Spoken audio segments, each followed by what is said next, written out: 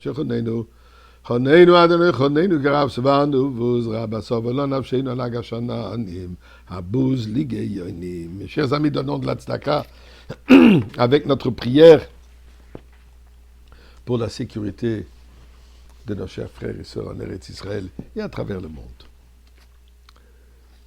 Ce n'est que juste que prendre un petit moment de réflexion sur la date d'hier. Hier, le 11 septembre, un jour qui reste gravé dans la mémoire et espérons dans le cœur de toute l'humanité. Mais il faut réaliser que ce n'est pas juste une date,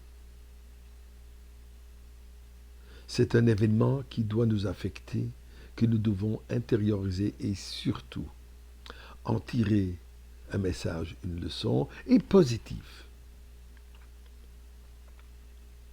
Puisque nous réalisons que cet acte ignoble, perpétré par quelques individus, mais soutenu et appuyé par une énorme machine du mal absolu. Alors, quelques réflexions. Nous avons survécu le 11 septembre. Nous avons déblayé les décombres et ramassé les morceaux de notre fierté brisée et de notre économie ébranlée. Nous avons même reconstruit un nouveau World Trade Center glorieux, un mémorial pour nos morts. Pour un certain moment, nous avons renversé les talibans en Afghanistan. Malheureusement, ils sont revenus. Et Saddam Hussein en Irak. Nous avons des grosses machines à rayons X dans les aéroports, des voitures de patrouille qui surveillent les ponts, la ville, les villes. Ben Laden tué.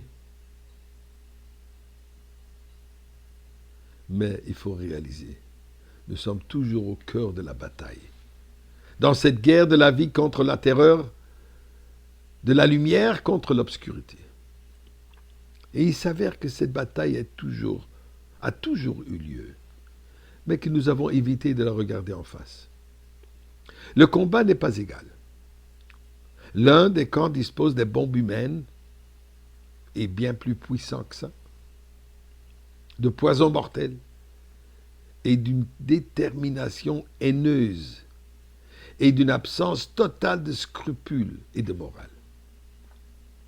L'autre camp a de la bonne volonté, des inhibitions morales, des sourires hésitants, des mots gentils, des petits actes de charité.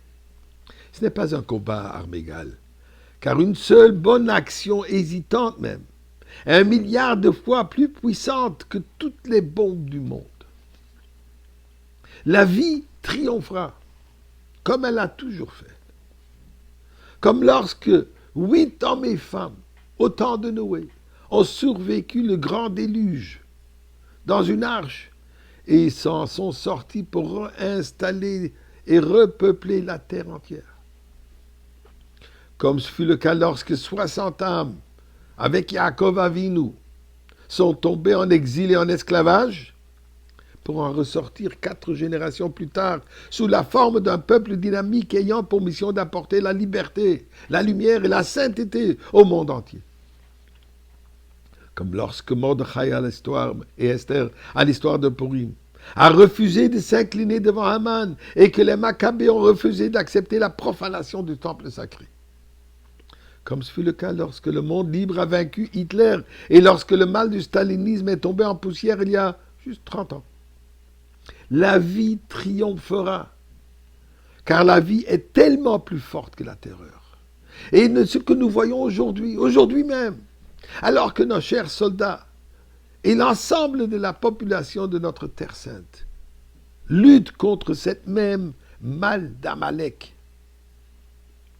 et alors que nous pleurons le terrible perte de 1200 âmes, Simchat Torah, et de plus de 700 soldats, et nous prions pour que nos otages reviennent sains et saufs. Et les 120 000 personnes déplacées pendant presque d'une année entière devraient pouvoir retourner en toute sécurité dans leur maison située à la frontière du mal libanais. Alors nous réalisons que la vie triomphera. Et pourquoi?